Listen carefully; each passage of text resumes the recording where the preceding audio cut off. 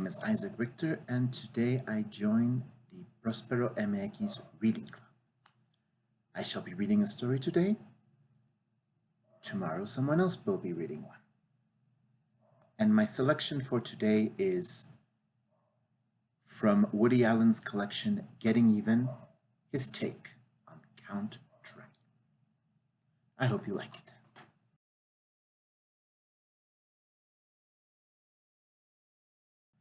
Somewhere in Transylvania, Dracula the monster lies sleeping in his coffin, waiting for night to fall. As exposure to the sun's rays would surely cause him to perish, he stays protected in the satin-lined chamber bearing his family name in silver. Then the moment of darkness comes, and through some miraculous instinct, the fiend emerges from the safety of his hiding place and, assuming the hideous form of the bat or the wolf, he prowls the countryside, drinking the blood of his victims. Finally, before the first rays of his arch-enemy, the sun, announce a new day, he hurries back to the safety of his hidden coffin and sleeps as the cycle begins anew. Now he starts to stir. The fluttering of his eyelids are a response to some age-old, unexplainable instinct that the sun is nearly down and his time is near. Tonight, he is particularly hungry. And as he lies there, fully awake now, in red-lined Inverness cape and tails, waiting to feel with uncanny perception the precise moment of darkness, before opening the lid and emerging, he decides who this evening's victims will be. The baker and his wife, he thinks to himself, succulent, available, and unsuspecting. The thought of the unweary couple whose trust he has carefully cultivated excites his bloodlust to a fever pitch, and he can barely hold back these last seconds before climbing out of the coffin to seek his prey. Suddenly, he knows the sun is down. Like an angel of hell, he rises swiftly, and changing into a bat, flies pell-mell to the cottage of his tantalizing victims. "Why, Count Dracula, what a nice surprise," the baker's wife says, opening the door to admit him. He has once again assumed human form as he enters their home, charmingly concealing his rapacious goal. "What brings you here so early?" the baker asks. "A dinner date," the Count answers. "I hope I haven't made an error. You did invite me for tonight, didn't you?" "Yes, tonight, but that's not for 7 hours." "Pardon me?" Dracula queries, looking around the room, puzzled. "Or did you come by to watch the eclipse with us?" Eclipse?" "Yes, today's the total eclipse." What?" "A few moments of darkness from noon until 2 minutes after. Look out the window." Uh-oh. I'm in big trouble. Huh? And now, if you'll excuse me." "What, Count Dracula?" Must be going." Oh, God.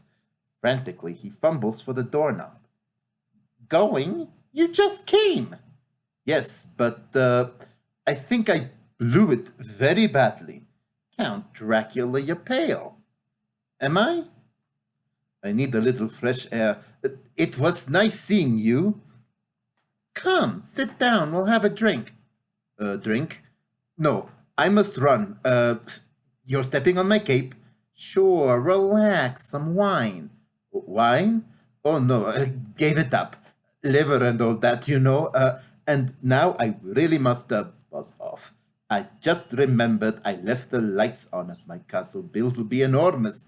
"Please," the baker says, his arms around the Count in firm friendship. "You're not intruding. Don't be so polite. So you're early." Really, I'd like to stay, but there's a meeting of old Romanian counts across town, and I'm responsible for the gold guts." Rush, it's a wonder you don't get a heart attack." "Yes, right. And now, I'm making chicken pilaf tonight," the baker's wife chimes in. "I hope you like it." Wonderful, wonderful, the Count says, with a smile as he pushes her aside into some laundry. Then, opening a closet door by mistake, he walks in. Christ, where's the goddamn front door? Laughs the baker's wife. Such a funny man, the Count. I knew you'd like that, Dracula says, forcing a chuckle. Now get out of my way. At last, he opens the front door, but time has run out on him. Oh, look, Mama, says the baker. The eclipse must be over. The sun is coming out again. Right, says Dracula, slamming the front door. I've decided to stay. Pull down the window shades quickly. Quickly! Let's move it. What window shades? Asks the baker.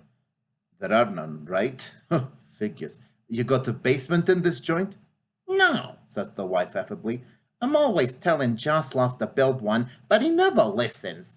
There's some Joslov, my husband. I'm all choked up. Where's the closet? You did that one already, Count Dracula, and Mama and I laughed at it. Such a funny man, the Count. Look, I'll be in the closet. Knock at 7:30. And with that, the Count steps inside the closet and slams the door. He is so funny, Joslov. Oh, Count, come out of the closet. Stop being a big silly. From inside the closet comes the muffled voice of Dracula.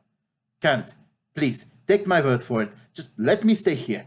I'm fine. Really. Count Dracula, stop the fooling. We're already helpless with laughter. Can I tell you I love this closet? Yes, but I know. It seems strange. And yet here I am, having a ball. I was just saying to Mrs. Hess the other day, give me a good closet, and I can stand in it for hours. Sweet woman, Mrs. Hess. Fat, but sweet. Now, why don't you run along and check back with me at sunset? Oh, Ramona, la-di-da-di-da-di-da, Ramona. Now the mayor and his wife, Katya, arrive. They are passing by and have decided to pay a call on their good friends, the baker and his wife. Hello, Jaroslav. I hope Katya and I are not intruding. Of course not, Mr. Mayor. Come out, Count Dracula. We have company. Is the Count here? Asks the mayor, surprised. Yes, and you'll never guess where, says the baker's wife. It's so rare to see him around this early. In fact, I can't even remember seeing him around in the daytime. Well, he's here. Come out, Count Dracula. Where is he? Katya asks, not knowing whether to laugh or not. Come on out now, let's go. The baker's wife is getting impatient. He's in the closet, says the baker apologetically. Really? Asks the mayor. Let's go, says the baker with mock good humor as he knocks on the closet door. Enough is enough, the mayor's here. Come on out, Dracula, his honor shouts. Let's have a drink. No, go ahead. I've got some business in here. In the closet? Yes, don't let me spoil your day. I can hear what you're saying. I'll join if I have anything to add. Everyone looks at one another and shrugs. Wine is poured, and they all drink. Some eclipse today, the mayor says, sipping from his glass. Yes, the baker agrees. Incredible. Yeah, thrilling, says a voice from the closet. What, Dracula? Nothing. Let it go. And so the time passes until the mayor can stand it no longer, and forcing open the door to the closet, he shouts. Come on, Dracula, I always thought you were a mature man. Stop this craziness. The daylight streams in, causing the evil monster to shriek and slowly dissolve to a skeleton, and then to dust before the eyes of the 4 people present.